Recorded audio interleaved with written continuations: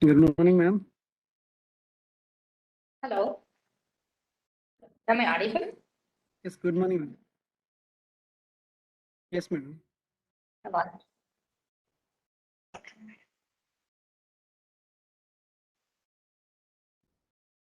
Sure.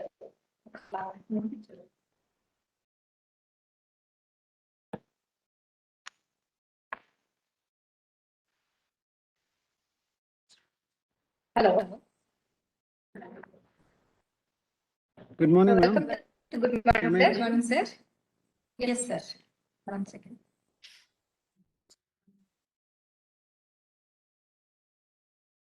Welcome to the second session to all the participants. I request Brinda Madam to address the give the brief on today's speaker, second speaker, Dr. Narinder from NIT Varendra. Thank you. Good morning to all. Myself, Brinda Devi. Let me introduce today's session speaker, Dr. V. Narendra. He completed his PhD in nanoelectronic devices from NNIT Allahabad in 2016 and MTech in microelectronics and VLSI design from MNNIT Allahabad in 2012. He completed his BTech in Electronics and Communication Engineering from Sri Venkateshwara Engineering College, Suryapet in 2006. He is currently working as an assistant professor in the Department of Electronics and Communication Engineering at National Institute of Technology, Warangal. He published up to 27 articles in various international, national journals and conference proceedings as well. He has guided 9 PhD projects and 14 UG projects. He is reviewer for various journals. Currently, he is supervising 3 PhD students. His research interests include beyond CMOS, nanoscale device design and modeling and simulation of semiconductor devices, 2D material-based devices, and VLSI circuits and systems. On behalf of organizing committee, I welcome you, sir. Sir Narendra, sir. Yes, ma'am. Thank you, ma'am. Welcome, sir. Thank you so much. Thank you for nice words. First of all, I would like to thank the Department of ECE and BVRIT College for inviting me to give a talk. Yesterday, we had seen VLSI design and advancement, how the chips getting started and what are the advances are going on in terms of VLSI and how system design can take place from the perspective of a designer. Okay, and we also talked about the interconnect, how the interconnects are going to be taken place after system design and importance of your interconnect and the impact of the interconnect on short wire as well as the long wire. So we haven't thoroughly discussed about the short wire and long wire and its impact, but from the summary we can conclude like short wires are less prone to parasitics and long wires are prone to parasitics. So we need to focus on reducing the parasitic resistance and capacitance for long wires. So whenever we have a bigger chips, then we need a long wire to connect modules so that a complete chip can be made. We need to pay attention to reduce the parasitic resistance and capacitance of interconnect wires. So for today's talk, we'll start with recent trends in nanoelectronics. So whatever we talked about is relevant to the industry which is working on to make the chips. But recent trends in nanoelectronics is going to discuss about the research which has happened very recently and the future research topics that is going to be happen in terms of device and nanoelectronics. So here we completely deviate from the design part. We try to discuss about how to get a better transistor so that we can build a better system. So completely our discussion is going to on a single transistor and how to get better transistor. So if you recollect from the yesterday's talk, then what we said is uh, if we have a good transistor, then we have a better logics, and better logics are required to implement the functionality, and combination of the functionality will give you kind of subsystems, and combination of the system, combination of the subsystem will give us a complete system. So now we'll talk about a single transistor, how to enhance the performance of the transistor. We are not going to talking about how to get the performance at every level, like transistor level, circuit level, and logic level, subsystem level, and system level. So there are various methodologies and topologies given in the literature by which we can further reduces the performance metrics of the design. There's a different scenario. You can call it as performance enhancement of the VLSI system. That is a different topic of discussion. But for today's talk, we'll talk about only the transistor and how to enhance the performance of the transistor. To understand how to enhance the performance of the transistor, then we have to understand what are the problems that going to face by your basic fundamental transistor. So if we understand the problem, then we try to look at the solution part. So without delay, let's start our discussion on what are the problems and what is the scaling trend and what are the alternative solutions for today's talk. Yeah, so we'll talk about scaling, short channel effects, alternative technologies and devices, nanowire transistors, 2D material based devices, and NC-FET and T-FET. So we covered first three topics in the yesterday's talk. Today we'll cover remaining topic. So I'll go a bit faster because I need to cover more contents. We'll start with MOS structure.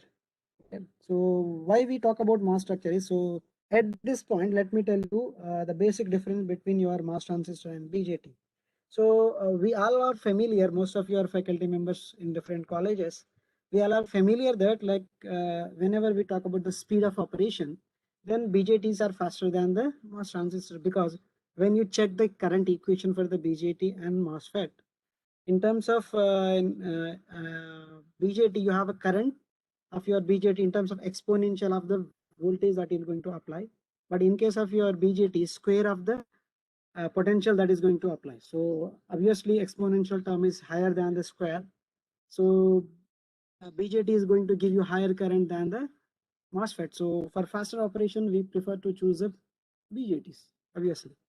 So even MOSFET is sluggishing in terms of current, then why we choose the MOS transistor for integrated circuit?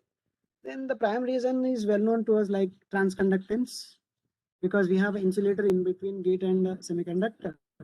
That insulating part will give us a high input impedance, which is very important for the device part. And in addition to that, the main important criteria is leakage current.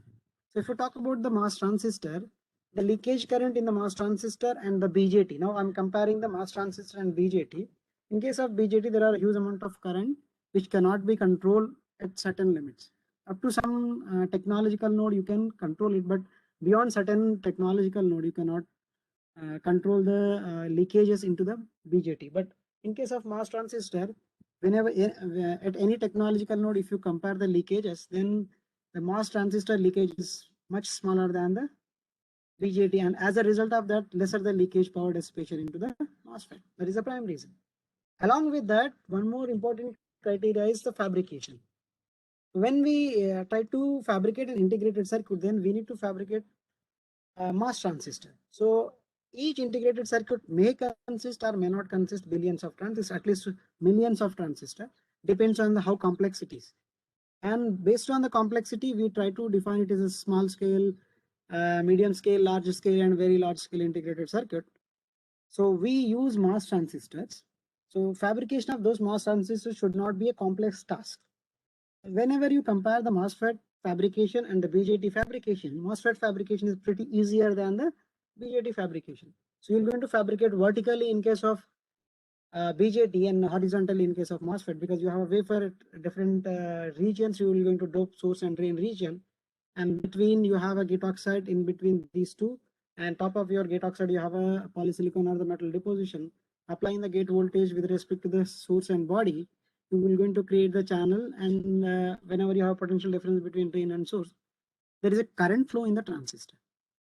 It's pretty easier, but whenever you talk about your BJT, then you vertically first make your collector region, and then make an epitaxial layer, and then epi layer, and then try to deposit the emitter region and then base region. So there are different way of fabrication in case of BJT. So BJT fabrication is complex than the MOSFET, right? So these are the fundamental reasons. Of course, there are varieties of other reasons do exist in the literature, but I'm talking from the perspective of IC, where we need to focus on the power dissipation, because wherever we talk about the portable device, power dissipation is important criteria, right? And fabrication as well. Even though we are getting lesser the speed of operation for your MOSFET, we can easily fabricate the MOS transistor in comparison to BJT. So whenever you fabricate the MOS transistor with less complexity, then ultimately cost of the product is going to be decreases. Right? So common man is going to looking for the electronic product with a cheaper cost, means cost of the system that you're going to purchase, maybe mobile phone or any other electronic goods, or maybe assembled electronic equipment which is required for one specific application. Altogether, he is expecting lesser the price of your entire product. So that case, MOSFETs are much better than the BJT, and that is the reason for choosing the MOS transistor for an integrated circuits. Right? So with that basic fundamental reasons, let's start the operation of your MOS structure. So before going for the MOSFET operation, let's see the MOS structure. In case of MOS structure, what you can see here is we have the metal region. So this is a metal and then oxide and then semiconductor as depicted in this figure. So it is kind of sandwich structure. So material is having different property because conduction band and valence bands are going to be overlapped in case of metal, and oxide, which is a dielectric, whatever the potential you want to apply, nothing, current cannot flow through the insulator, and semiconductor partially flows the current when you apply the electric fields. So whenever you talk about the electrical property of these three materials and you combine them, then because of the the work function difference between the metal and semiconductor, there is a band bending of your semiconductor, right? So let me take, this is a region where you have the semiconductor here and then oxide region here. So this is oxide and this is semiconductor. So whenever you see the interface at oxide and semiconductor, then the semiconductor band going to bends, right? So conduction band, valence band, and then intrinsic level and the Fermi level, which is depends on the impurity which you are going to dope inside of your P type of substrate. So let me take here, it is P type of silicon because I want to make my N type of MOS transistor. So to make N type of MOS transistor, I need P type of substrate. So for P type of substrate, and this is a kind of energy band diagram that we can see into your semiconductor, and which is far away inside of your semiconductor. So I'm not talking about the interface, I'm talking about inside of the semiconductor. Okay. At the interface, semiconductor and oxide interface, because of the work function difference at the metal side and the semiconductor side. So at metal side, let's take the metal as an aluminum, Al. Okay, aluminum work function in general is 4.1 electron volts. In case of semiconductor, you need to calculate the work function of your semiconductor. So from Fermi level, conduction band to the free space level, phi naught, you can say that this is electron affinity value. Okay, psi SI. So electron affinity for your semiconductor is close to 4.15 electron volt, 4.05. In some of the reference books, you can check it like 4.15 and 4.05. If it is 4.15 electron volts, then the work function is defined from the Fermi level, not from the conduction band. Then we need to calculate this value. So the center of your energy gap is the energy gap of your semiconductor is 1.2 electron volts. Then half of that is 0.55 electron volts or 0.56 electron volts. but it is below the intrinsic level, then now you need to calculate the bulk potential, that is phi B. This phi B depends on the type of, the amount of impurity we are introducing into the substrate, right? So here, let's say that 10 to the power of 15 is the amount of impurity per centimeter cube is the impurity we are introducing in the semiconductor. So based on that, you're going to get the Fermi potential here, bulk potential, you can say that. Not Fermi potential, it is bulk potential. Now, if you calculate the distance between the conduction band and the Fermi band, and which is 0.55, which is at the center of your band, and below this bulk potential, and it depends on your impurity concentration. So for every 1 order increment of your doping concentration beyond the intrinsic level, the band is going to bend upward and downwards, type depends on type of impurity, is 0.06 electron volts. Okay, so the intrinsic level for your silicon is 1.5 into 10 to the power of 10 per centimeter cube is intrinsic concentration. Beyond that point, whenever you increase the doping concentration, either N side or P side, if it is N side, then it is go up, and it is P side and going down from the intrinsic level. For every 1 order magnitude of increasing doping concentration, the conduction Fermi level is going to vary 0.06 electron volts, either upside or downside. Now we introduce a P type of impurity that it is going downwards. So now bulk potential is going to be 0.3 roughly for your 10 power 15. For 10 power 10, 0 and 10 power 11, it is 0.06, and so 10 power 10 to 10 power 15 is 5 order variation. 5 into 0.06, it is 0.3 electron volts.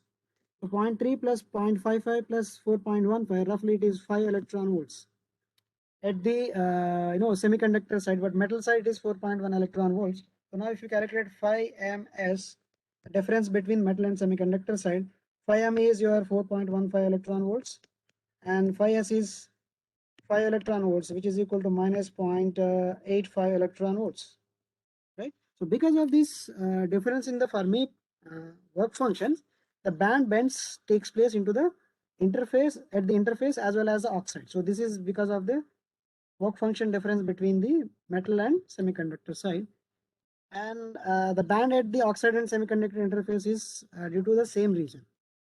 Okay, the total value is minus 0.85. Part of this 0.85 is going to be used to bend the band at the oxide, and remaining is going to use at the bending the band in semiconductor and oxide interface. So this is a energy band diagram of your MOS structure with P type of substrate at equilibrium condition. Okay, so now if you look at closely the work function of different materials, then let me tell you, this is metal side as aluminum oxide. So we talk about the metal oxide and semiconductor. So I took I rotated it to like 90 degrees. Then metal is coming in the left and oxide at the center, and right side is the semiconductor. So metal oxide and semiconductor. If I check the if I make it equivalent with the free space level, so the work function difference from Fermi level to the free space is 4.15, and here it is 4.15 for silicon, and half of the energy gap is 0.55, and then bulk potential is 0.3. Finally, you will get here it is 5 electron volts, and this side is 4.15 electron volts. So 0.9 difference is there. Because of that, the band bending is going to take place. Center, you have an oxide layer, so the energy gap is 8 electron volts. It's quite higher.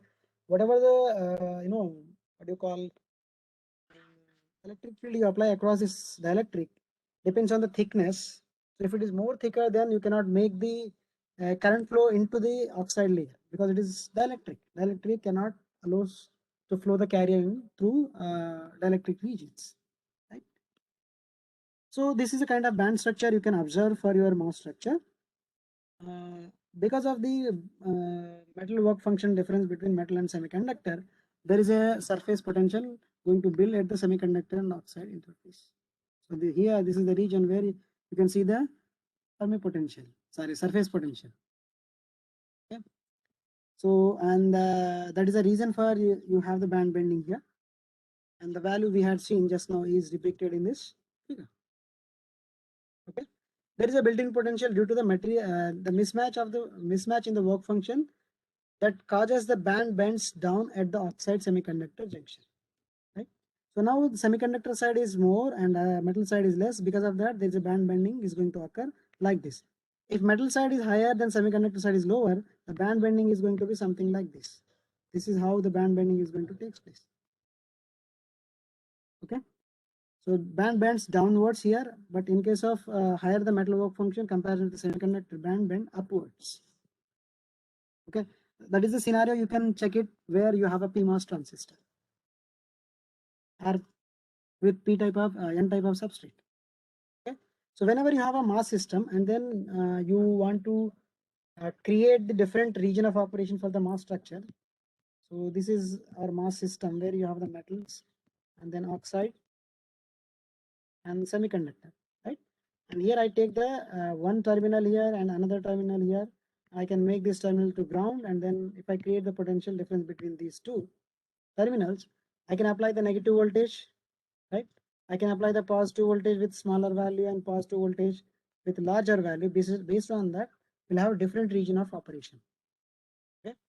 So when we apply the negative voltage, so here negative and then positive, then when the majority carriers of the semiconductor are pulled towards a oxide junction, silicon junction. So here the majority carriers are pulled, and which creates the accumulation region of operation. So here it is P type of silicon. Then P type of silicon holds are majority carriers. Now what is happening here? Positive terminal is connected here, and negative is here. So negative is attracting the positive carrier. So here you can see more number of positive carriers. We refer it as accumulation of the carriers, and this is referred to the accumulation region of operation. When you apply the positive voltage and the value of the positive voltage is smaller, then you can going to have a depletion. So the majority carriers are holes, and the magnitude of positive voltage you are applying at the metal side is smaller value. The minority carrier at the semiconductor oxide interface are going to be pushed downwards. Okay, the majority carriers are pushed downwards, and this region is become depletion. And further increasing the gate voltage, not only depleting the region, but also it create the negative carriers at the semiconductor oxide interface. Okay, negative carriers are attracted to semiconductor oxide interface. Here you can see more number of electrons at semiconductor oxide interface. So because of that, you will have a channel creation. Okay, this is a three region of operation for your MOS system. Whenever you have a source and drain region adjacent to this MOS system, then you have a MOSFET, and MOSFET is going to have a two flavors. One is N-channel MOSFET and another one is the P-channel MOSFET. So N-channel MOSFET is going to have P type of substrate and N type of source and drain region. Current carrier in N type of channel. So here N type of channel is created here, and here P type of channel is created. Okay, but substrate region is P type here and substrate region is N type here respectively. Okay, so this is your doped N plus region and doped N plus region for the drain and source. And here this could be the metal or the polysilicon gate. Based on the technology, if it is like less than quarter micron or up to 100 nanometer, then this is up to 45 nanometer node. We use the polysilicon. Okay. So we had seen historical perspective in which where the polysilicon has started and from where the metal gate has started. Up to 45 nanometer node, we use the polysilicon because of various advantages. If we go beyond that, then we started using back as a metal. But we use the metal when the first MOSFET was coined. Okay, the gate region is a metal gate, not the polysilicon gate. Okay, so it depends on the device as well as the problems that is going to face by the MOS transistor. Okay.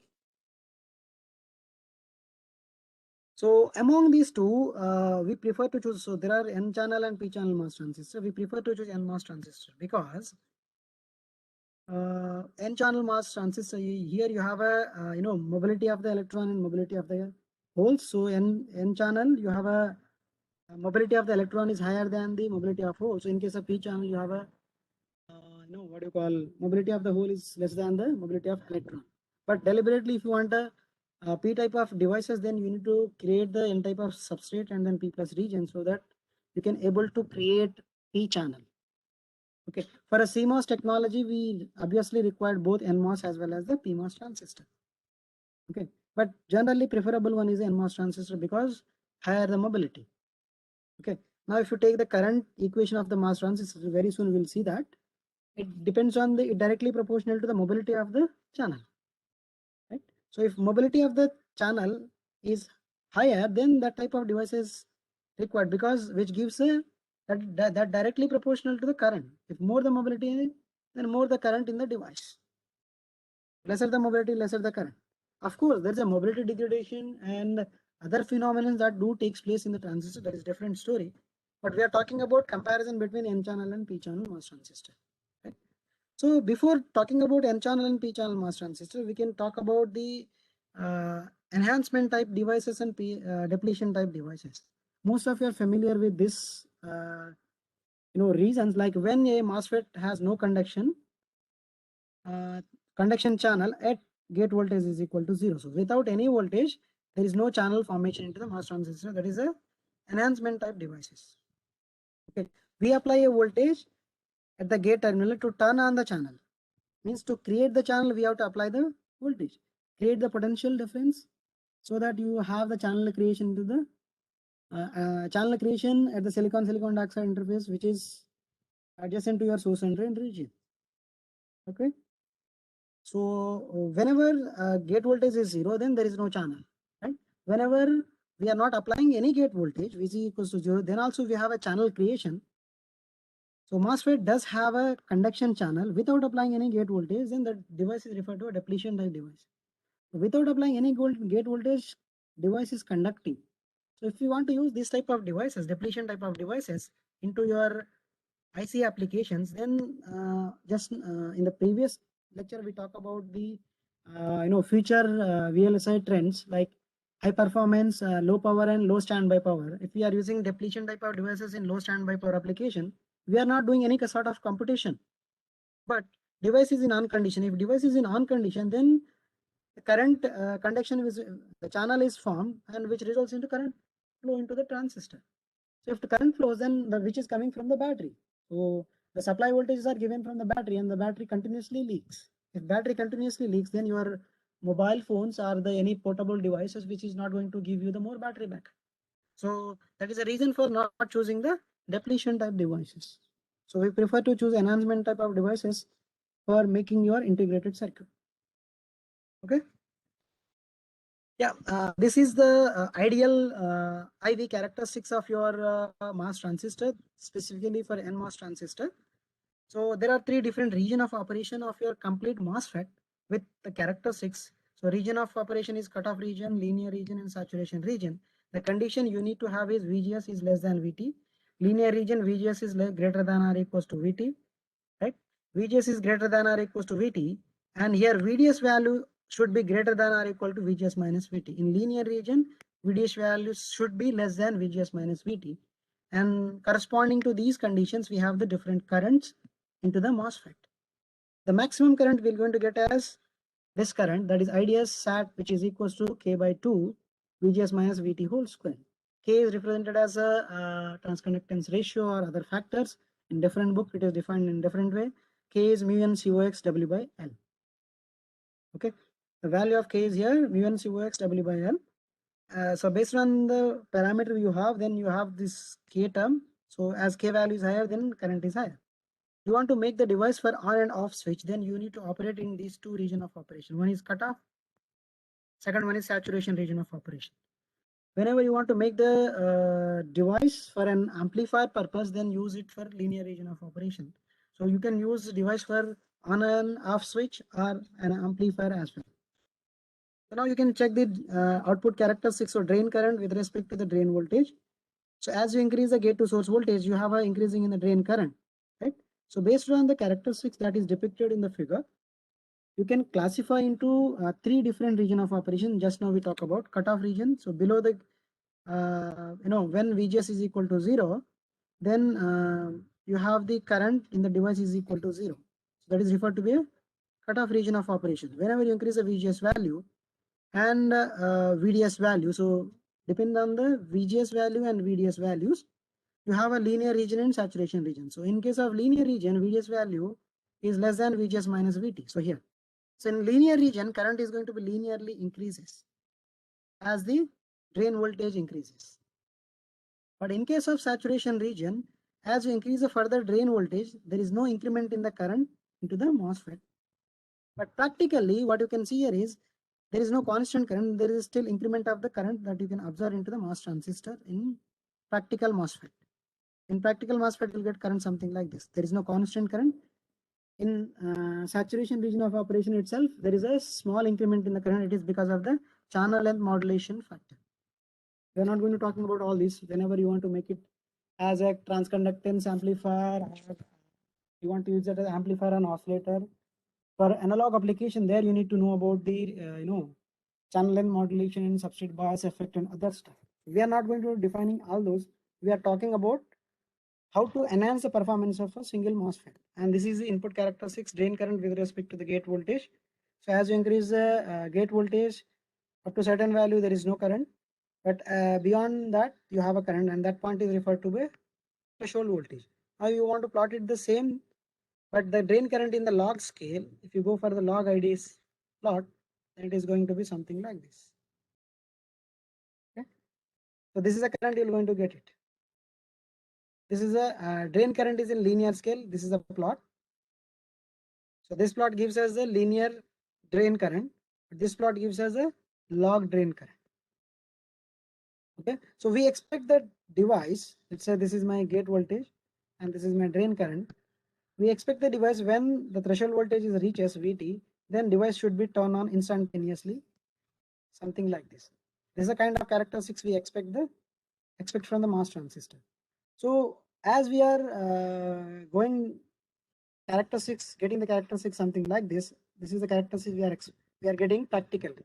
But we need a ideal switch something like this. Instantaneously, when there is a threshold voltage, then it is going to be operated. It should give the maximum current. When less than the VT value, it should give the zero current. But practically, it is not possible because with a smaller VGS value, it still gives some amount of current, and that current is referred to be a subthreshold current. So here it is VT value less than VT is referred to be subthreshold.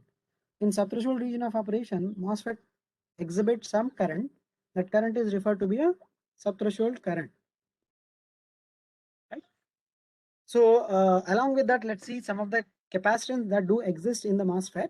So there are two type of capacitance takes place in the MOSFET. One is oxide related capacitance, junction related capacitance. Oxide related capacitance is because of the oxide layer we have at the metal oxide and semiconductor region, and junction capacitance is because of the PN junction formation across this N and P region. So here depletion region formation takes place, then you have PN junction formation. So because of PN junction formation, you have a junction capacitance, and then oxide region is there, then you have oxide capacitance. So capacitance due to the gate oxide layer and capacitance due to source drain diffusion regions. Okay. So this is a summary of your oxide related capacitance. CGS, CGD, CGB in cutoff region, linear region and saturation region of operation. Yeah, if you talk about the junction capacitance, in case of junction capacitance, let me see, this is a region here. Here you have a junction formation, and below that you have junction formation, right side junction formation, back side here also you have junction formation, front also you have junction formation.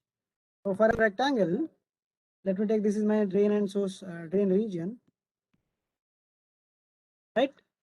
So here you have a junction formation, this side junction formation, and bottom side you have a junction formation, right side you have junction formation, back side. So 5 faces except top region. So we don't have junction formation here, except top region. All 5 regions having junction capacitance. Okay. Yeah, for source and drain regions as well, for both source and drain region. Junction capacitance refer to the capacitance between diffusion region of your source drain to the doped substrate surrounding them. They are called junction because the capacitance are due to PN junction that are formed between two materials. Okay. We are concerned with the following junction capacitance: source to body capacitance and drain to body capacitance. These capacitance are highly depends on bias voltage, since the effective distance between the plates with the is the depth of the built-in depletion region that forms at PN junction.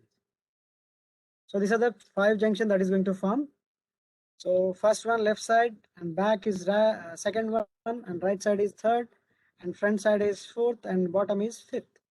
So at top you have a metal contact for your drain region or source region. If it is treated to be drain, then top drain contact is there. If it is source, then top source contact is there. At source side also you have fire capacitance formation and their capacitance values. Yep. Now we will look at the practical MOSFET. So this is your N plus region for the source, and this is your drain region and gate. Now with applying the gate voltage VGS, then you have a channel creation here. Okay, and the condition here is VGS is greater than VT, right? And now VDS value is going to define the two more region of operation, one that is depletion region and then linear region and then saturation region of operation. Now VDS value is less than VGS minus VT, then it is linear, and greater than VGS minus VT, then it is saturation region of operation.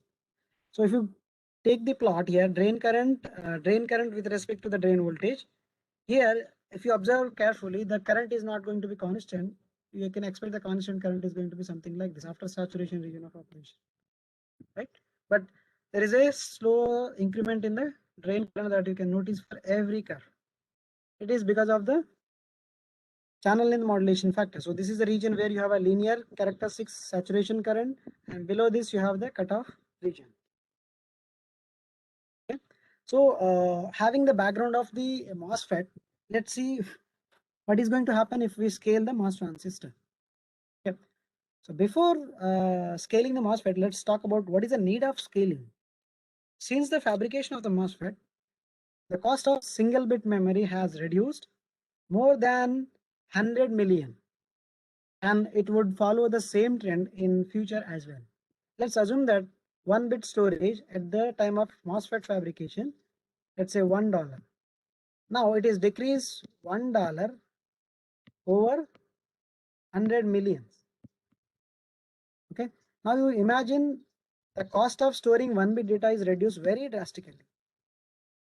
So $1 at the time of MOSFET, now it is reduced to $1 over 100 millions. It is going to be like 10 to the power of minus $8 closely. Okay.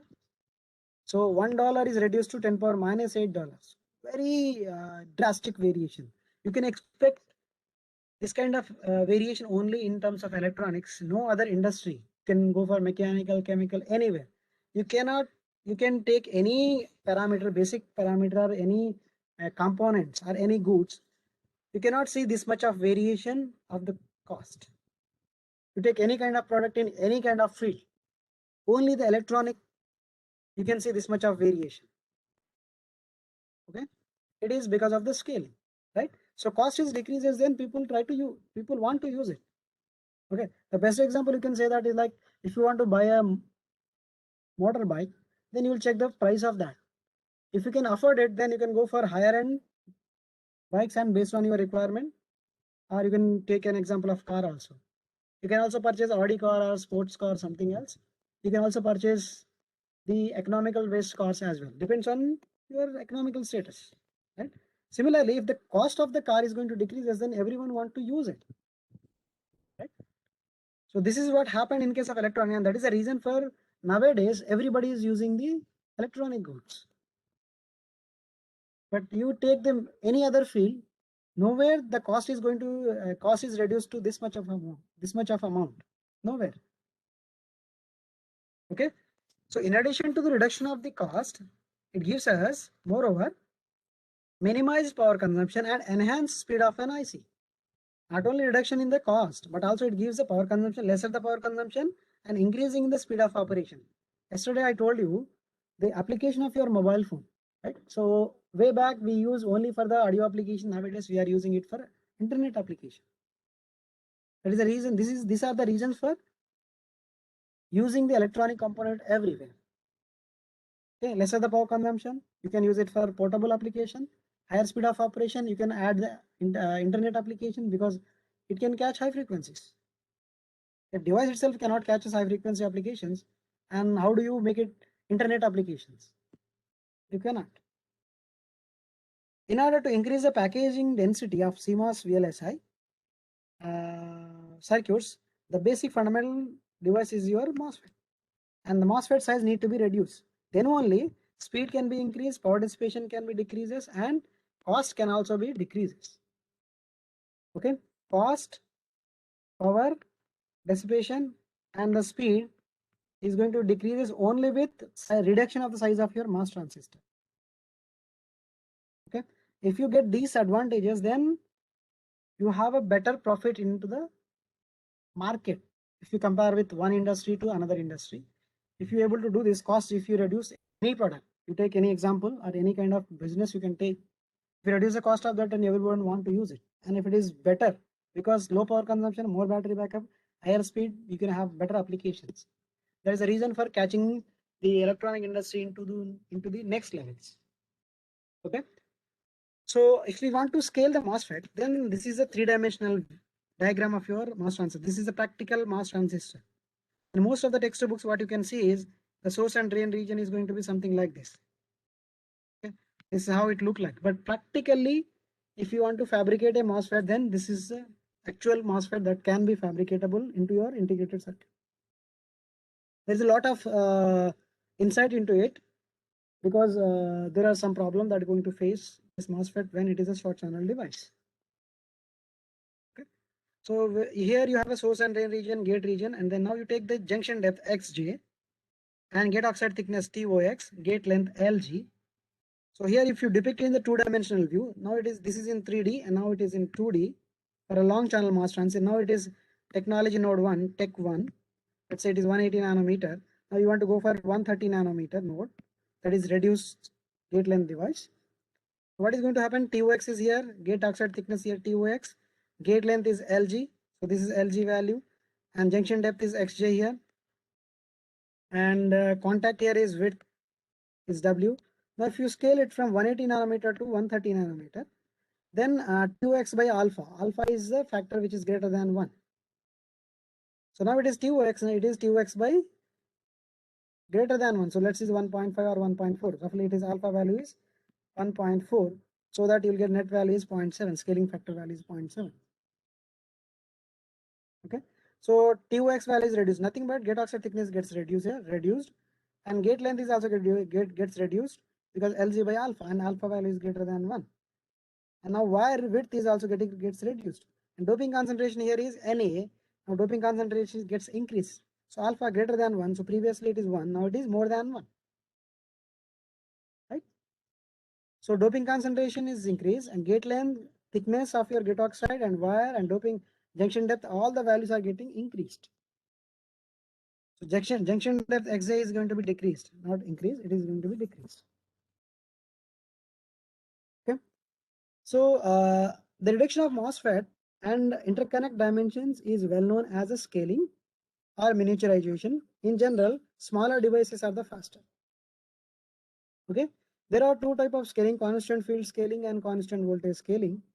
But when you talk about practical scaling methodology, then it is a hybrid version of these two. Okay, we are not using completely constant field scaling, constant voltage scaling. We use generalized scaling. Generalized scaling is a combination of these two.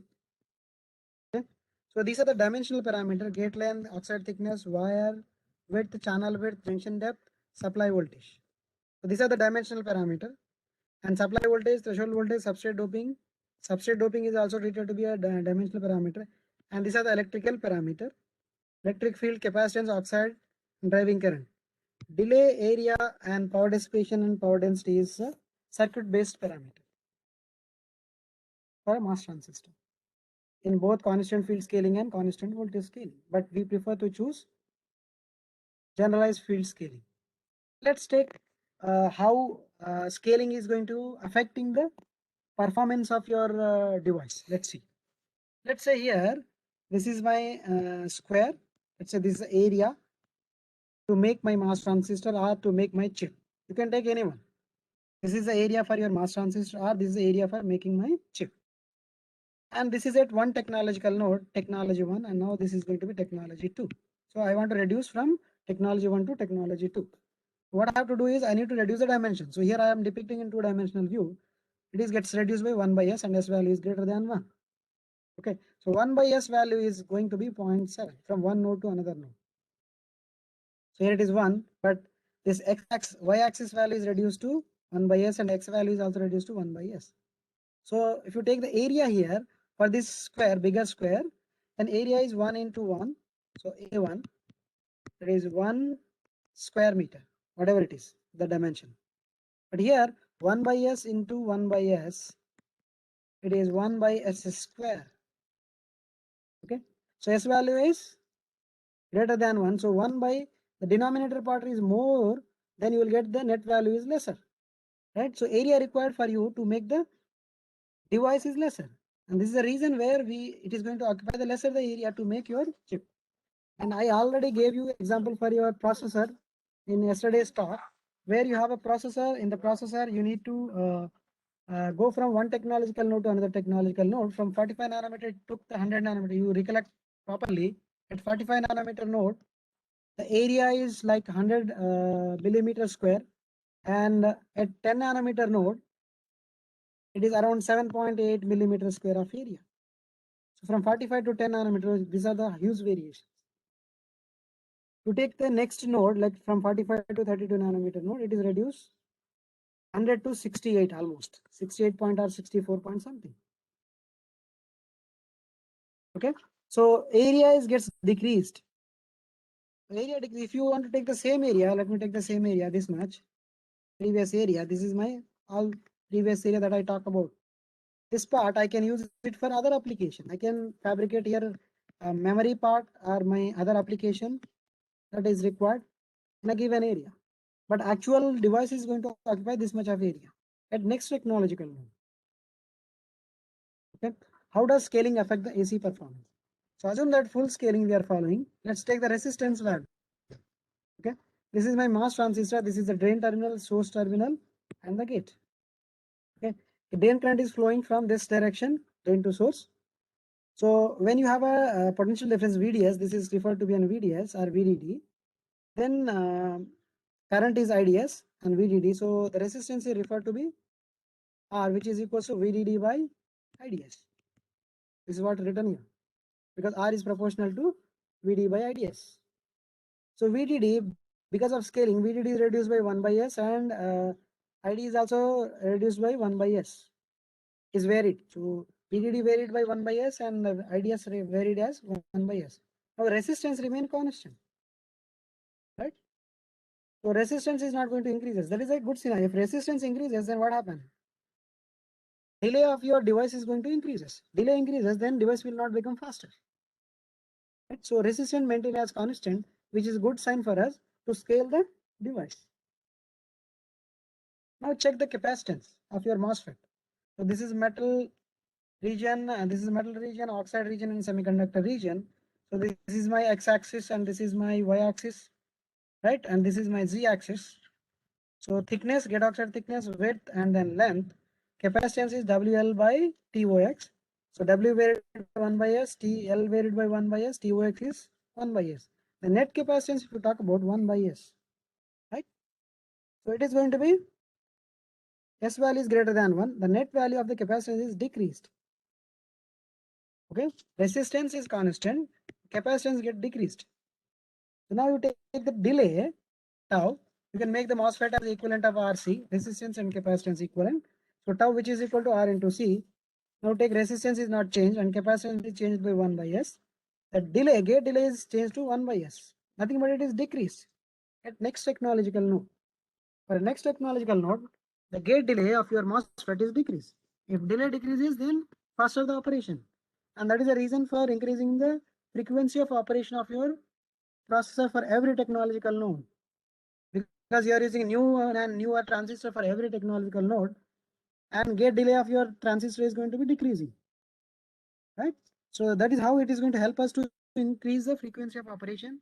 And as a result of that, we can use the devices for internet application. Now we talk about frequency. Right? Frequency is inversely proportional to the delay. Now I take here 1 by S as a denominator part, and then the clock frequencies gets increases. So earlier it is 1, now it is increased to S, because 1 by S is going at the denominator part, and completely new frequency F1 is going to be S. S is greater than 1. Now the previous frequency is 1K, now it is more than 1K. And if it is 1 gigahertz, now it is more than 1 gigahertz. Right? In a similar manner, you can take the power dissipation of your device. So I took the CMOS technology because we try to use the CMOS technology to fabricate an integrated circuit. So dynamic power dissipation, this is the dynamic power dissipation. It is related to the total capacitance CL and VDD square times clock frequency. So capacitance is, gate capacitance is decreased by 1 by S and VDD value is decreased to 1 by S and frequency is increased by S. Now you take the dynamic power is getting decreased by 1 by S square. Okay. So denominator part is higher, nothing but power dissipation is becoming smaller and smaller. That is dynamic power.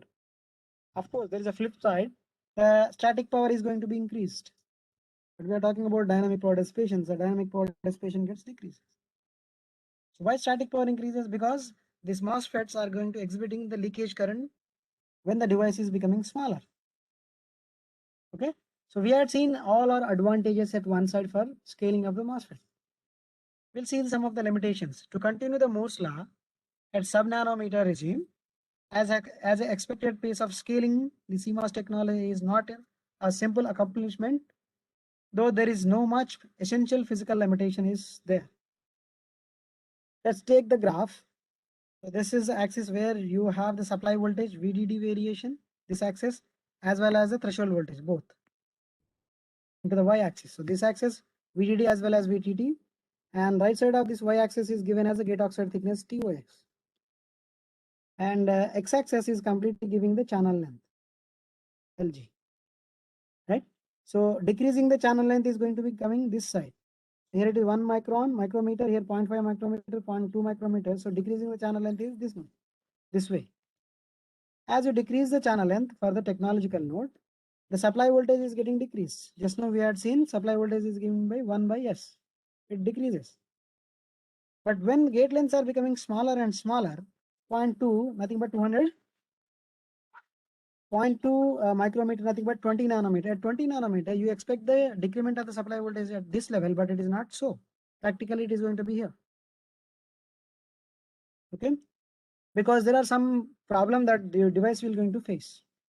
Not only that, if you want to fabricate a chip, then generally the design engineer don't want to decrease the supply voltage. If you want to decrease the supply voltage, you want to redesign entire chip. Let's say this is my entire chip that I want to design for next technological node. What normal design engineer do is 60% of the component is taken from the previous node and the 40% is newly designed in general, right? So this 60% is at the previous supply voltage, right? This new one is at the new supply voltage. So for this I need one supply voltage, for this I need another supply voltage, and if you have one more chip and it is going to take another supply voltage, it is quite difficult to apply multiple supply voltages. For a system, better to choose single supply voltage. The design engineer give you a lot of oppose to do not decrease the supply voltage to the next level, right? But without decreasing supply voltage, you cannot decrease the power dissipation. There is another limit. Okay, but what we require for portable application is decreasing the supply voltage. Okay, so there are some challenges that practically is going to face, but if you talk about a MOS transistor, then as we decrease the channel length, then supply voltage need to be decreased. If you take the same scenario for the threshold voltage, then threshold voltage need to be decreased as the gate length is going to decrease. You see the variation here, but the gate oxide thickness is decreasing very drastically. We had seen that at at 2000 at 20 micron technology, gate oxide thickness is 250 nanometer.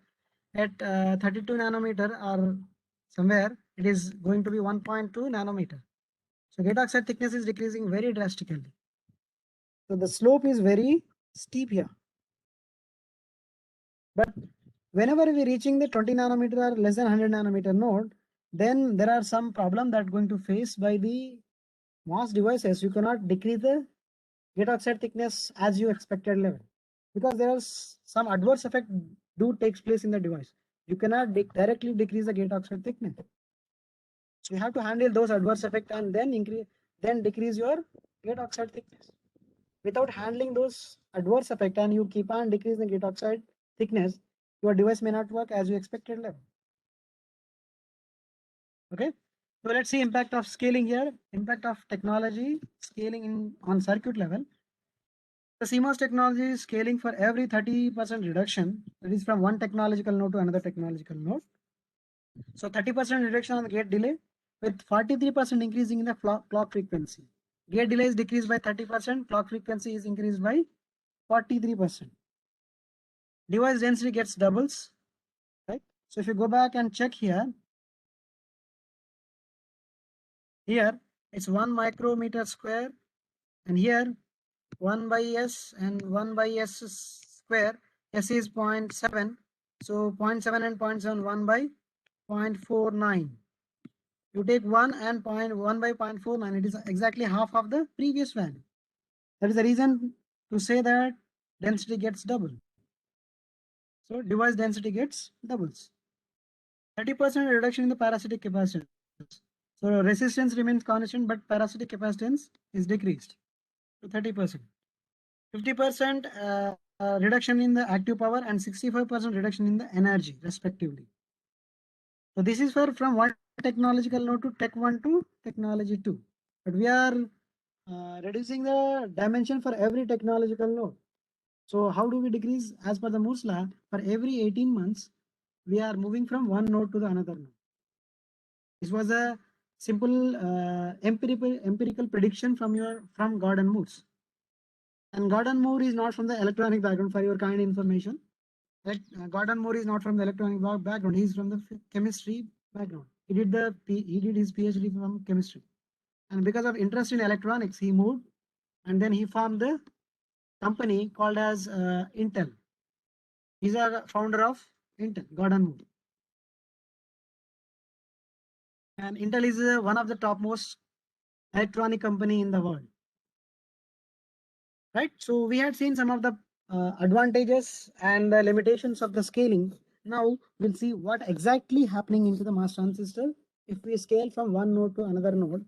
And now we reached at the less than 100 nanometer technological node. So when the gate length is smaller, then there are various leakage current takes place in the mass transistor. So this is my source region. This is my source and this is my drain. This is my substrate. This is a P type of substrate for my NMOS transistor. And this is a body terminal. This is my gate terminal, right? So as the devices are becoming smaller and the MOS transistor is referred to be a nano device or submicron device, then the first and foremost leakage current takes place in the MOS transistor is reverse bias PN junction leakage current, this one. Drain voltage is higher than the source voltage because we apply the VDS voltage. So drain region is increased to make the device into saturation region and linear region of operation. As you keep on increasing the drain voltage, then more reverse bias PN junction formation takes place across this drain and substrate region. So if whenever you have a PN junction, then as you increase the more reverse bias, then more reverse bias leakage current takes place in the device. As more reverse bias leakage current increases, then which causes some more leakage. So how the leakage current takes place here? The P type of conduction band is going to be occupied by the N type of valence band. As a result of that, there is a carrier jump from valence band to the conduction band.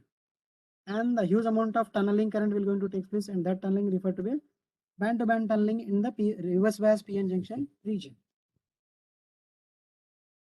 Okay, so what I'm trying to say is, as the devices are smaller, then more reverse bias PN junction leakage current flow into the drain region part, which is unwanted. So leakage current increases. Just now we said that power dissipation P, which is proportional to VDD times C times F, right? So as leakages increases, if you talk about total power dissipation P, which is equal to P static plus P dynamic plus P leakage, right? If you talk about static power dissipation is P static, which is current, total current in the device, T I total into VDD, right? I total nothing but total leakage current into the transistor. If one of the current increases, then I total is going to be increases, right? I assume that all other currents are decreased or remain constant, but only the reverse bias PN junction leakage current is increasing exponentially, which are directly relevant to the increasing in the total current. If total current increases, then P static increases. As a result of that, the total power dissipation of your MOSFET is going to increase. Okay. The next current is referred to be subthreshold leakage current. When gate voltage is less than VT, right? Gate voltage is less than VT. You did not create the channel, but here, what you can say that VGS equal to VT is equal to 0.3 volts. Let's say this is a 0.3 volts or threshold voltage of your MOS transistor. But the gate voltage which I applied here is VGS is equal to 0.25, which is not equal to 0.3, right? At 0.25, device is referred to be off device, but it created some amount of carrier here. And these carrier are sufficient to cause us a leakage current into the device, and device is referred to be off, but it is not exactly off. The gate voltage we applied here is below threshold voltage, referred to be subthreshold, and causing the current. That current is referred to be a subthreshold leakage current. This is a very important current because you don't know that if the gate voltage you may not apply from the supply because of the leakage or because of the heat effect or because of some other phenomenon or parasitic routing wires and other stuff. If some voltage is applied and which is less than Sir. threshold voltage, then it is causing the current. Yes, madam.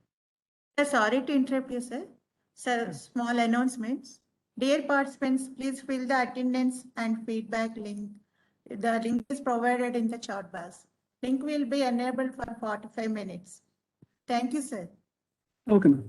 Yeah. So device is referred to be in subthreshold and causing the leakage current, and that leakage current is disadvantageous when the device is becoming smaller and smaller.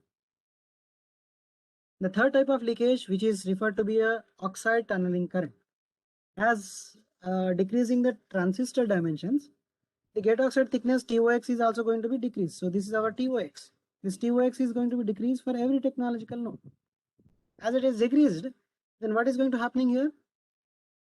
Gate oxide thickness is decreasing. Then the thickness of your gate oxide is smaller. Then the electric field which you applied here can directly go to the channel region and causes the leakage current, and that referred to be a tunneling current. Okay, this gate oxide thickness is less than 5 nanometer, then FN tunneling takes place. When it is reached less than 2 nanometer, then direct tunneling that takes place into the device. If direct tunneling takes place, then I3 increases. If I3 increases, what about the IT? IT increases because IT, which is equal to I1 plus I2 plus I3 plus I4 plus I6, which is there in your MOSFET. We are talking about single MOSFET, not all the MOSFET which is there in your IC. So how many number of transistors there in IC? Billions and billions of transistors. We are talking about single MOSFET and its leakage current. Right? Next one is gate current due to hot carrier injection. Now when I apply the gate voltage, then the channel will be created. And when I apply the drain voltage, then potential difference is created, then current will flow into this. But this region, which is there here, is going to face two types of field. One is vertical field, another one is horizontal field. Because of that, the carrier which are coming here acquire enough energy and trapped inside of this oxide layer. So here, some of the electrons are trapped and causes a variation in the threshold voltage. Right? So this threshold voltage is disadvantageous. Variation in threshold voltage is disadvantageous. It means that we are expecting the threshold voltage of the MOSFET is 0.3, but because of the variation in the threshold voltage due to hot carrier effect, it is reached to 0.25. And we assume that 0.25 is not the threshold voltage of the MOS transistor, but it is tuned because of the hot carrier effect, which is unwanted. It is referred to be an off device, but it is moving into the on device, which is unwanted. Okay. And the next type of leakage current takes place in the transistor is gate induced drain leakage current. When gate voltage is 0 or negative, the drain side and the gate region, drain and gate overlap region, this one is going to have a leakage current into the device through substrate and reaches to the body, and that referred to be a gate induced drain leakage current.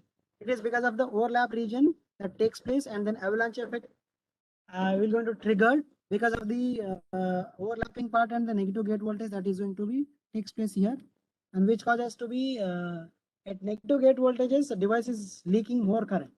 That refer to be a gate induced drain leakage current. And the last current into the device is channel punch through current. It is because of the reaching the source and drain region closer and closer. Let's say this is at one technological node, another technological node.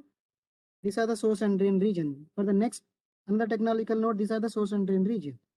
And for another technological node, this is my source and drain region. So source and drain regions are going closer and closer each other. They are going so close. If they are becoming closer and closer, there is a possibility that depletion region of your source and drain may go into contact, something like this.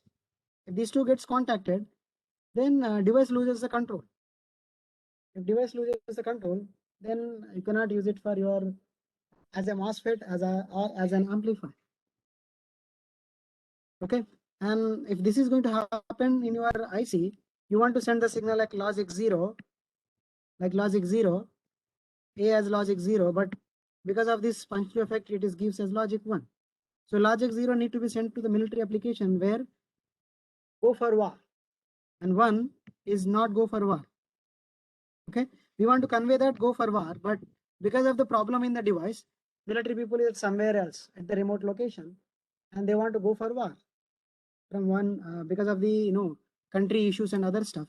So we want to send the information as go for war, but because of the device problem, it is conveyed as not go for war. They stayed there, and then the opposite people came and then destroyed the country.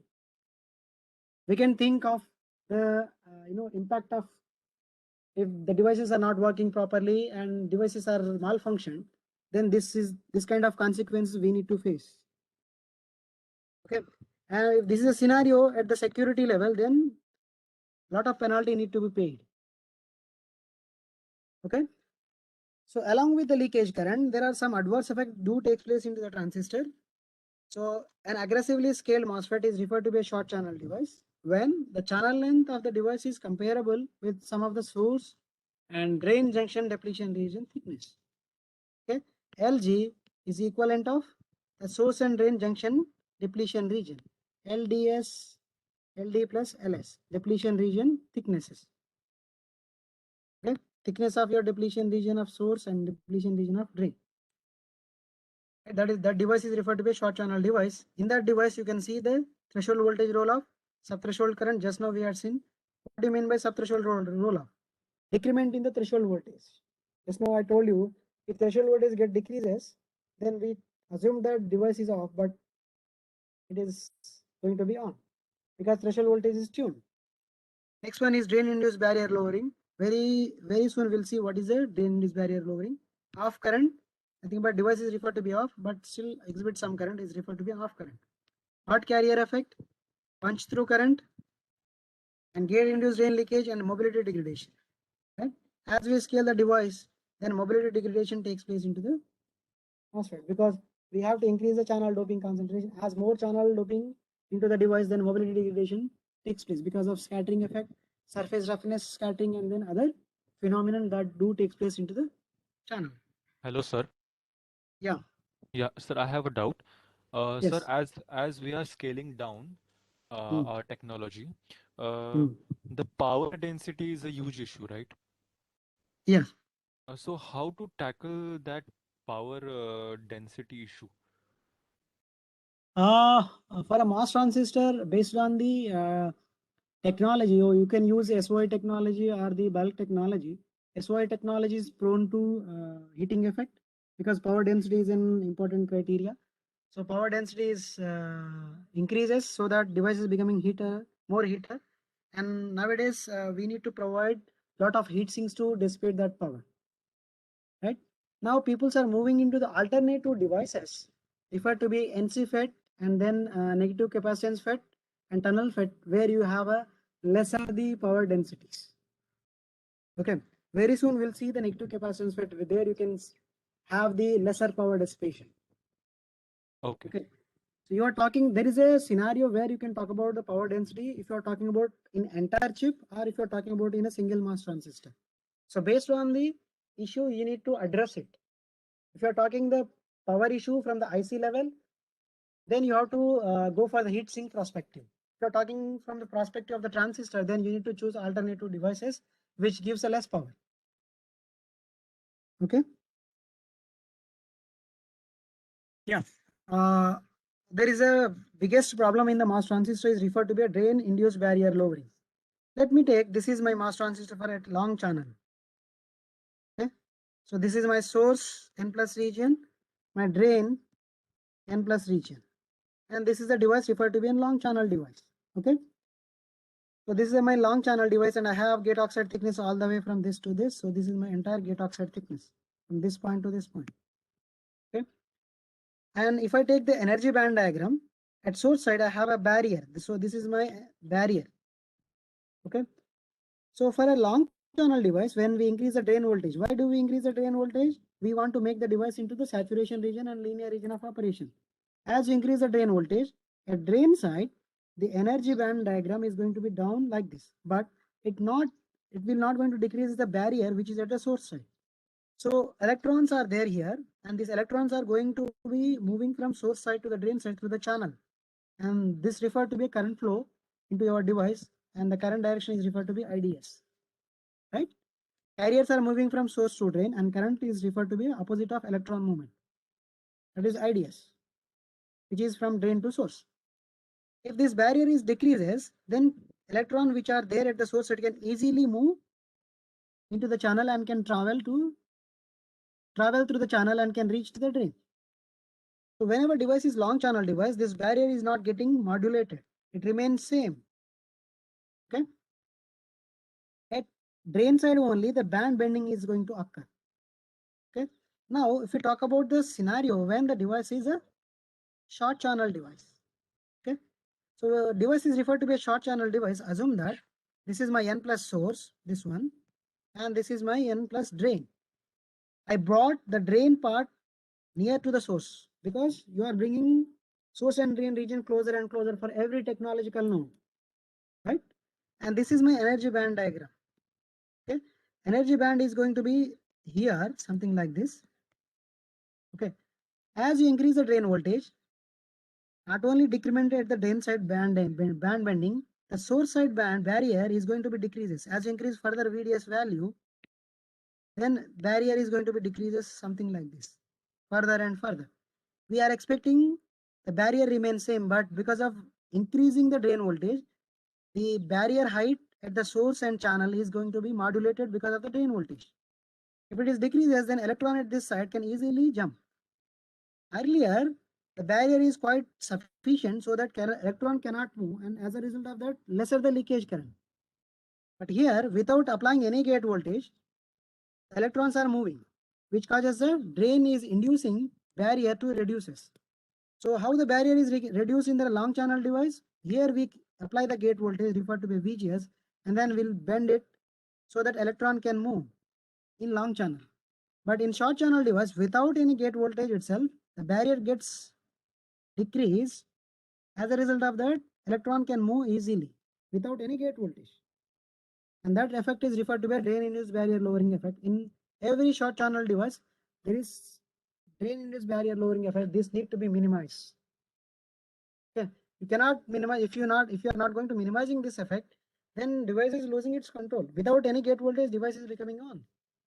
Huge amount of current is flowing, nothing but device is becoming on. So you are instructing the device to on for applying, instructing the device to on when you apply the gate voltage. You apply the gate voltage is equal to 0, it means that you don't want to make it on, right? So whenever you require device to be operated, then apply the gate voltage. Whenever you don't want, then don't apply the voltage. But here, without any gate voltage itself, device is becoming on, which is unwanted for IC application. Specifically, when we talk about a portable electronics. So device is becoming all the time on, then the huge amount of leakage current, and that supplies from the battery.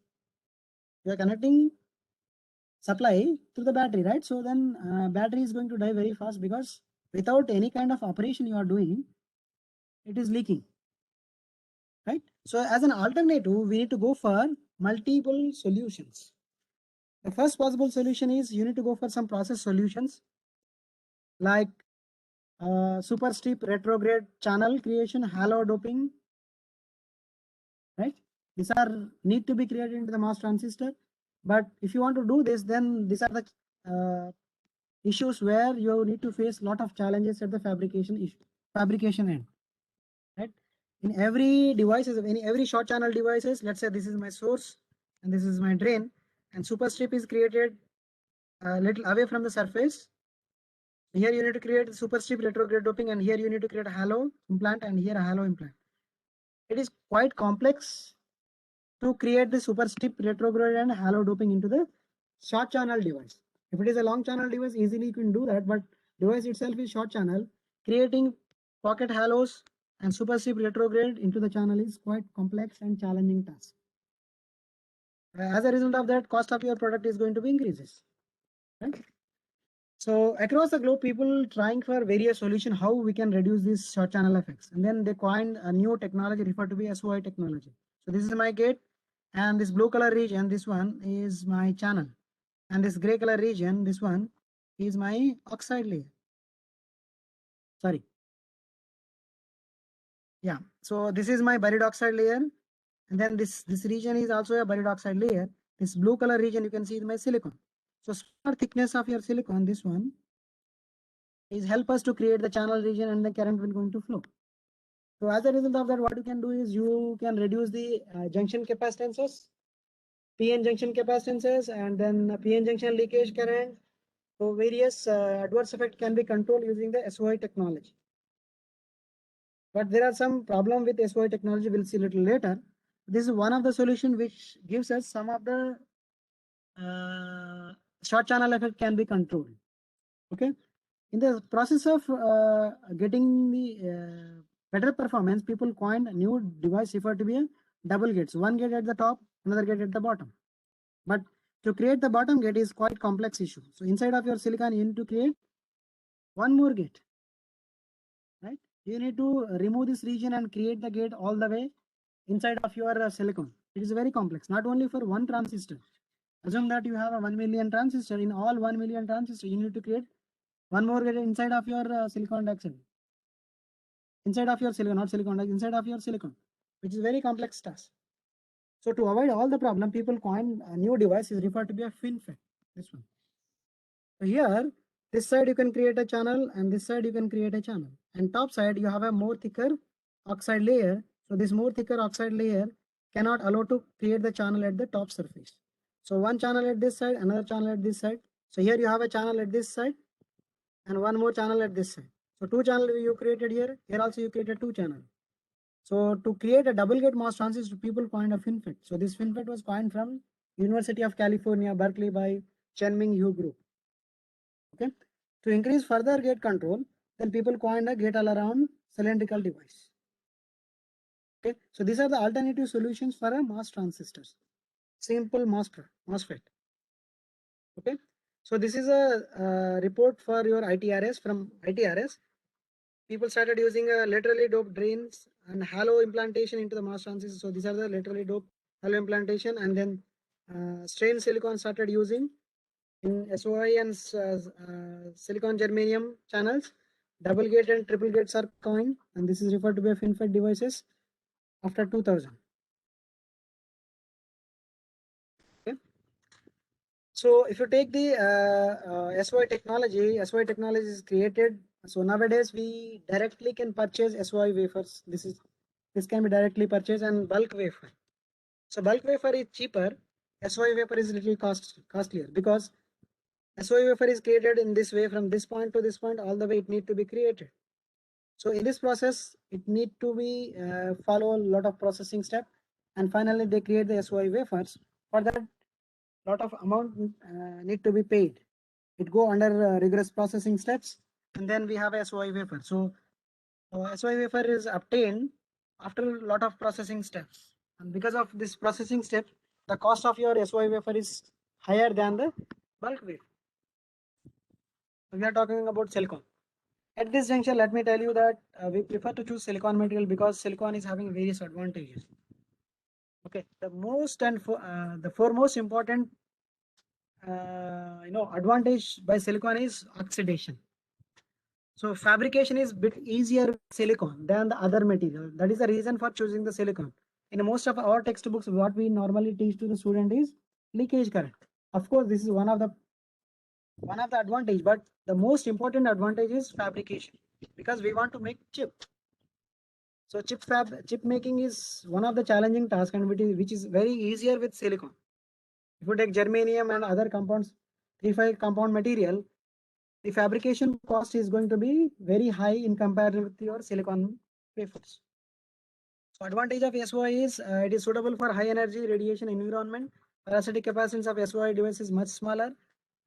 No latch-up problem. If you are familiar with VLSI, then latch-up is a common problem in your CMOS technology. Okay, so there is no latch-up problem in your device. Easier device isolation, high device density, and easier scale down of a threshold voltage. There are some flip side of your SOI technology. There is a major bottleneck, which is manufacturing cost of your wafer is higher. Floating body effect is there in your SOI technology. Device integration is there. And there is a variation in the electrical characteristics of your SOI devices in comparison with your bulk. Okay. In case of planar technology, there is electric field encroachment from your source and drain side. This electric field can interact each other in your bulk device, and this device is referred to be a short channel device. You can control this electrical field by creating the buried oxide layer beneath your source and drain. So this is referred to be fully depleted. Beneath the buried oxide layer, if you are able to create the ground plane, then somehow you can minimize some of the electric fields. If you create one more gate at the bottom side, then all the electric field which are there, that can be minimized, and the device is becoming more controllable.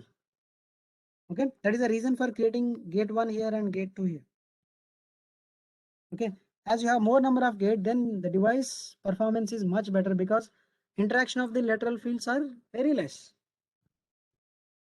Okay, so this picture will going to tell you that single gate device, this is how you can create the single channel here, and double gate. So here one channel, here one channel, another channel, 2 channels, and here one channel, and here one channel. So in these 3 pictures, double gates means 2 channels will be created. In triple gate, here one channel, 3 sides you create a channel here.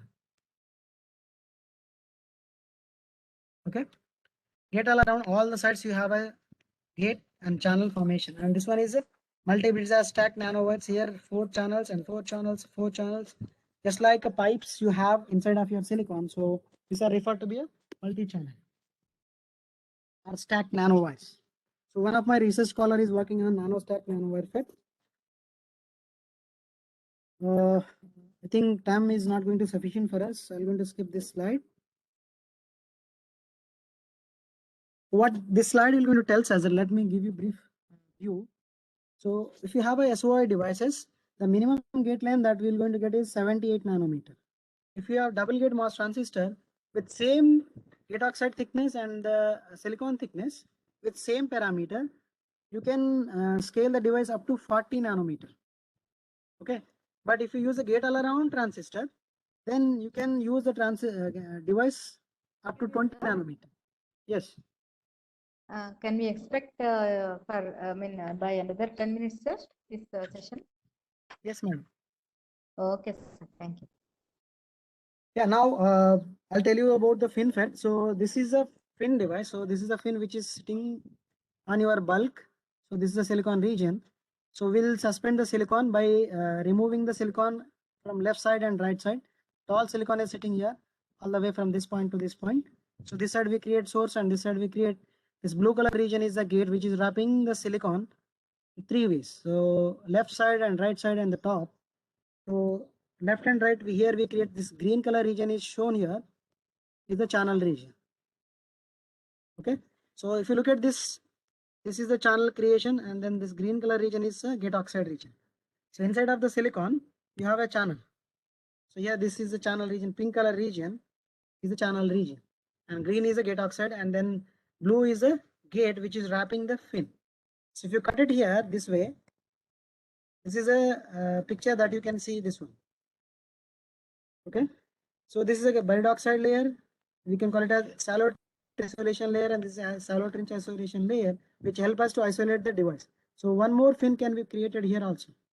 So one more fin is created all the way this like this, and you have a source and drain here.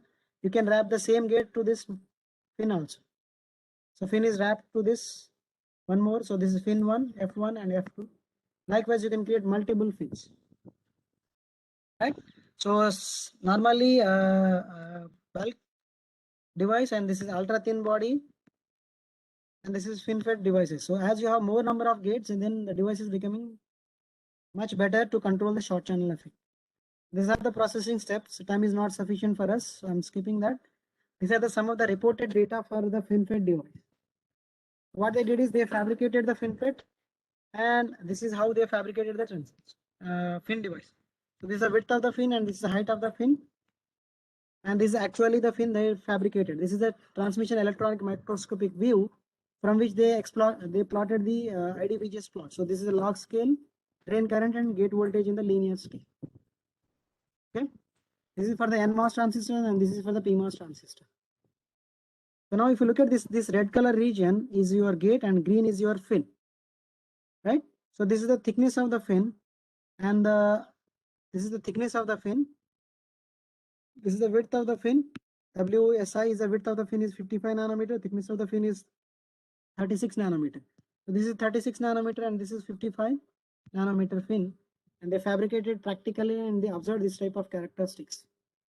Doing simulation and getting characteristics is quite simple, but practically taking 55 nanometer and 32 nanometer width and height devices and fabricating it onto a silicon wafer and getting the characteristics is challenging task.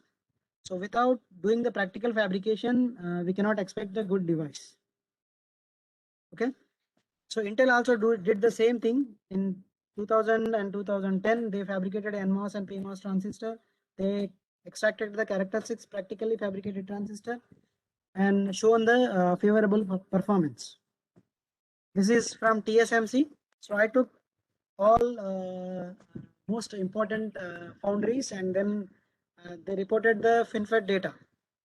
Okay, this is practically fabricated fin. This is a kind of Omega device, and these are the output characteristics, and this is the input characteristics shown in the log scale. Now you talk about the nanowire. So this is how the lateral nanowires are. So this is the nanowire is there, and around this nanowire you have the gate is wrapping. So you cut it like this, and then you see that this is the diameter of your nanowire, and this is the polysilicon which is wrapping. So gate oxide thickness is there, and after that the polysilicon is going to wrap this gate oxide. So you see this one. So this is the nanowire which is there, and this is the source part, and this is the drain part, and gate is wrapping across this nanowire. Vertically you can also make your nanowire. So this is the nanowire which you can make, and this is the gate which is wrapping this nanowire. So you can call it as vertically nanowire device. So my colleague Dr. M. Satish, who worked on the nanowire device, so I took these slides from him. So he made the modeling part of the all parasitic effects, and this is how they made it look. This is my body region, right? This is my body contact, and this is my top contact, and this is the gate which is wrapping all the side. Okay. This side you can take as my source, and this side you can take it as my drain. And for the body support, I took is the body contact here. Okay, so source, drain, and body, and gate terminals. So the research topics which are going under is the 2D based materials.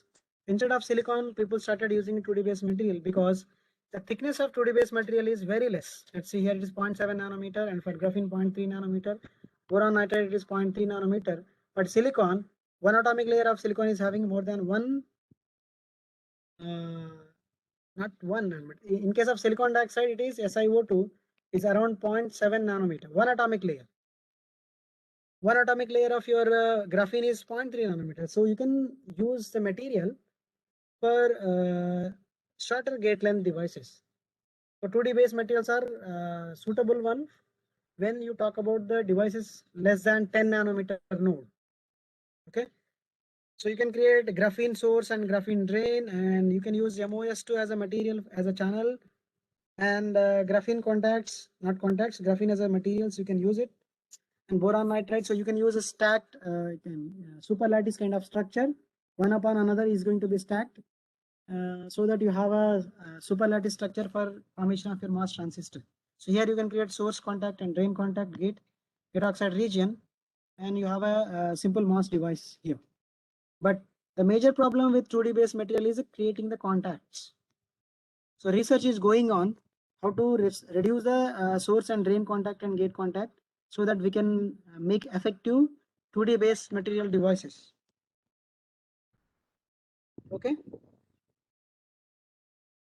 Yeah, this is a roadmap which is given by the IEDM. So 2D based materials are having, there are various number of 2D based material reported in the literature. MOS2, MOSE and MOT2, WSE2 and ZRS2, ZRSE2, and there are varieties of 2D based material reported in the literature. Based on the requirement, you can choose it. Okay, so just now I told you the challenge of your 2D based material is the contacts. Creating the contact is the biggest challenge. So researchers are working on it to create the good contacts. Very recently, ISC Bangalore, Professor Mayank Srivastava reported the data that he created the contact for 2D based material, which is very efficient and which give you the very less contacts resistance. So we can prefer those type of contact for source and drain, and we can make the efficient single devices, and we can adopt those single devices into your ICs. Another device is referred to be a tunnel field effect transistor. So this is your conventional MOSFET, N type of MOSFET, and tunnel N type of FET. And NMOS transistor, this is my source N plus, drain N plus, and intrinsic channel, right? In case of TFET, the drain is N plus, intrinsic channel, but only difference is source is P plus. There is a difference between your N type CMOS device and N type TFET device. Okay, gate oxide thickness remains same, gate is remain same. So a CMOS device is a classical device, and ion current is within the limit of your device, and there is a huge amount of power dissipation in your normal conventional CMOS devices.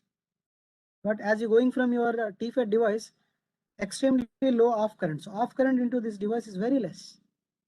Okay, and you will get a subthreshold slope is less than 60 millivolts per decade. For your conventional CMOS devices, the subthreshold slope is ideally 60 millivolts per decade. But for TFET, you will get subthreshold slope less than 60 millivolts per decade also. But the problem with TFET is low on current.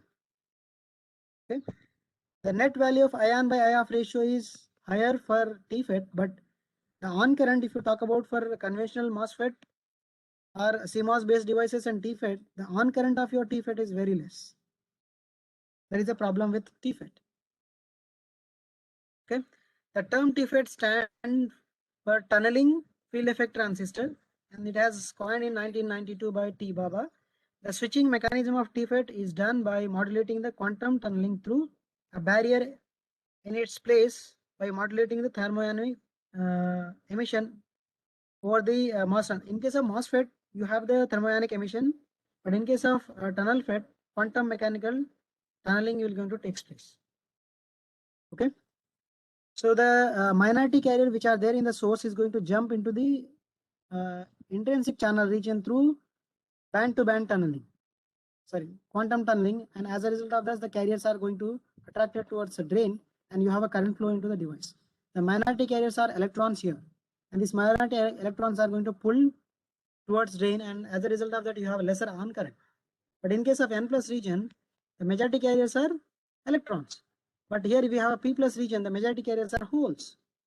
Minority carriers are electrons. So minority carrier current is going to flow. Because of that reason, you have lesser on current. Okay. Yeah, let's see the on operation of your TFET. In case of off state, so TFET is in off state when you apply the gate voltage is 0, but drain voltage is 1. Okay. Now, if you want to make it on current, this is the energy band diagram of your off state TFET. When it is in on state, you are going to apply the gate voltage as 1, but in off state, the gate voltage is 0. Okay. So because of the higher gate voltage, this barrier is going to pushed downwards. As a result of that, here you can see that the energy barrier is pushed out. So here the electrons, the minority carriers are there. They are going to tunnel through this barrier, smaller, thicker barrier. As a result of that, you have a electron movement, and then this is referred to be a band-to-band tunneling. And the next topic is negative capacitance FET. This is referred to be a FIN device. So this is my FIN, and then this is my gate oxide, high K dielectric, and metal which is wrapping. So this is my FIN FET. Up to this part is my FIN FET.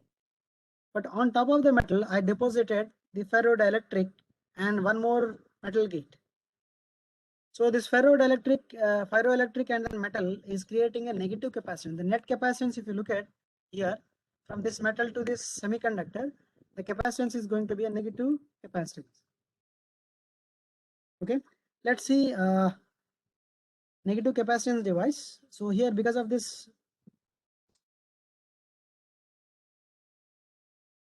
because of the ferrodielectric you created at the oxide region here, the oxide capacitance and then source capacitance is going to be deviated. The subthreshold slope is given as del ID by del VGS, del VG by del ID, and this part is divided into del IG by del psi and del psi by del ID, which is a factor multiplied with m times 60 millivolts per decade. If you are able to modulate this parameter is less than 1, then you will have less than 60 millivolts per decade subthreshold slope. So m is given by 1 by Cs by Cox. So what you can do here is, if you are able to do the value of m is less than 1 by adding the capacitance. So here if you do the capacitance analysis by adding one more capacitance, ferroelectric capacitance, so that you have a negative capacitance which is less than 60 millivolts per decade. So in the initial stage we said that the characteristics you are expecting ideally is something like this, right? So less than 60 millivolts per decade, so you are getting characteristics like this. But if you are less than 60 millivolts per decade, you will get the curve something like this, which is reaching close to the ideal case.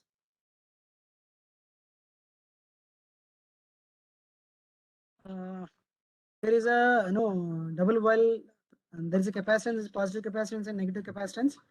Positive capacitance stores energy, and negative capacitance in different ways. Let me tell you, for the positive capacitance is a linear increment in the charge with gate voltage. In case of negative capacitance, this is the energy for your just like a parabola for your energy and charge curve. In case of negative capacitance, the negative capacitance, as you increase the voltage, then charge is going to be decreases. As a result of that, it is inverse parabola as a charge energy versus charge curve. Okay. So we'll get the negative capacitance in this region, and which is very difficult to suspend. So what people did is, along with the ferroelectric, they added the capacitance, normal oxide capacitance, so that the stable capacitance can be obtained, which is reported in the literature.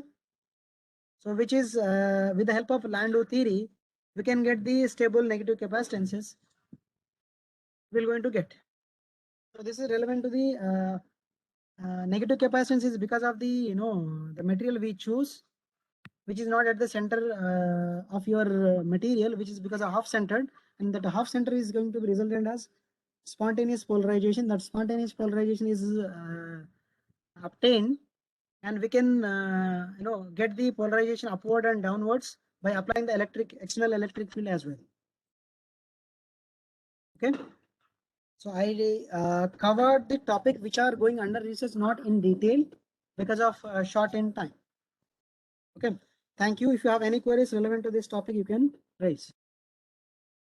Sir, actually, I forcefully interrupted you in the middle of the at the end of the session, but actually it was so nice and very insight of the you gave really, and maybe our participants are can utilize complete session information for their research work or any other work, academic work and all. Very good insight you gave, Yeah. sir. It's a wonderful session. Thank you. Now participants are open for questions. Sir, I have two questions. Actually, I am a research scholar working in semiconductor device modeling. Can you hear me? Yes, please. So my Go ahead. first question is, What are the advantages if you are using MOS2 material instead of silicon in the channel area? And the second question is, actually I observed that in that MOS2 based device, in the backgate region, no metal layer is given. Gate contact is directly taken from the substrate. So how is it possible? Can you repeat the question? In that MOS2 based device structure that you have shown using MOS2 material, Must to nothing but double gate. double gate, yes, double gate Okay. structure. In the backgate region, the gate contact is directly taken from the substrate instead of a metal layer. So how is Okay. it possible? So that was the problem that the industry was facing, and then people facing a lot of difficulty to create the contact. Whatever you said is correct, but people gone for an alternative solution. Instead of going inside of the silicon and creating the contact, why don't we create a fin type of devices and then we directly use this fin for making our applications. So whatever you are talking about is this one, this gate, right? Gate 2. Yes. So what people did is like, why should we go and dig inside of your silicon and creating one more gate here? So instead of that, we have a silicon and one more silicon is going to sitting on this silicon region. We create channel here and we create channel here. So this silicon is like, sitting, and this silicon is standing upon the sitting silicon. You can say that. So channel is created because we are overlapping gate around this fin. So because of that, here channel is created and here channel is created, which makes the fabrication easier. And that is how the FinFET was coined, to avoid the problem which is faced by the double gate. Okay. So then what is the advantage of using this MOS2 material instead MOS of 2D based material. Yes. Yeah, MOS2 based material is having higher mobility in comparison with the silicon. You check the energy band diagram and other normal material property of the silicon as well as 2D based material. Mobility is quite higher. Okay, so the thing is that our on current will be increased. Obviously. And the thickness of your MOS2 is very thin. One atomic layer of MOS2 is very thin. Then you can use these devices for less than sub 10 nanometer nodes. Okay, sir. Thank you. Okay. So there are some queries in the chat. Let me go through some of them. Sir, someone was written like, is there any modeling equation for TFET comparing with MOSFET? Yes, you can find a lot of TFET papers from IEEE Explore. You better refer some of the transaction paper to refer some of the equations. I can tell you, there is a professor from IIT BHU. He did some of the analytical modeling for TFET as well. You can refer the TFET modeling paper from. Yes, Jit. So that you will get the equation for a TFET device as well. And my colleague Dr. Ikta Goel has also did her PhD relevant to the modeling part. You can refer her papers as well.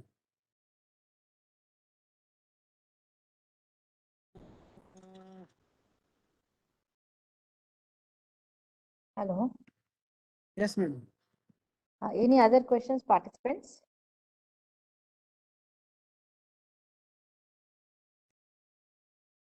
Participants, if no more questions, so that we can go ahead. Ma'am, good afternoon, ma'am. I'm Buji Babu. Can you hear me? Yes, sir. Please carry on. Thank you, sir. Thank you for the addressing the previous question. That question is from me only. And my question to you is, sir, as we people are working in a private engineering college, exactly we don't have resource. Can we know what is the platform by which we could able to do some practical sessions on these latest devices? Any tool? Yeah, tool you can use it like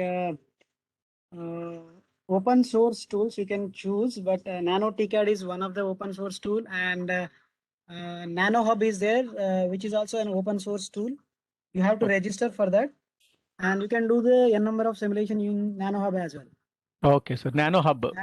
Yeah, Nano Hub. And Okay, sir. Nano TCAD is also open source tool to limited facilities. Number of elements. Okay, sir. Okay, sir.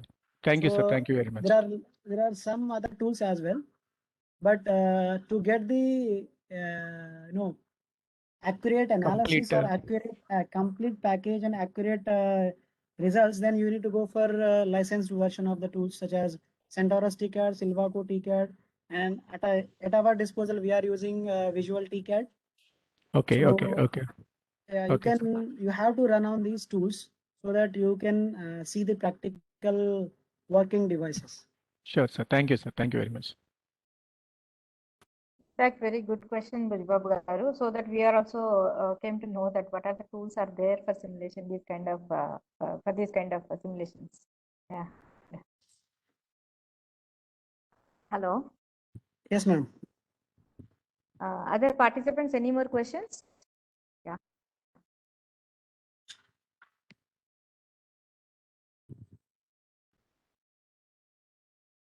If no more questions, can we go ahead, participants? So thank you, Dr. Narendra Garu. So wonderful session and a wonderful insight you gave. Including nanomaterial, Thank you, madam. 2D and 3D perception in terms of research-oriented problems. Thank you so much, sir. On Thank you, behalf ma'am. of BVRATH, thank you so much, sir. Thank you, madam. Thank you so much. Thank you for inviting me. So, at the end of this session, I would like to thank organizer of this FDP and Department of ECE of BVRIT. So, thank you for inviting me. If any participants are having any query relevant to their research work, they want to pursue their research or they want to guide student relevant to this topic, they can contact me. My mail ID is given to faculty members or the coordinators. You can take my mail ID and you can mail me so that I can get back to you regarding your queries.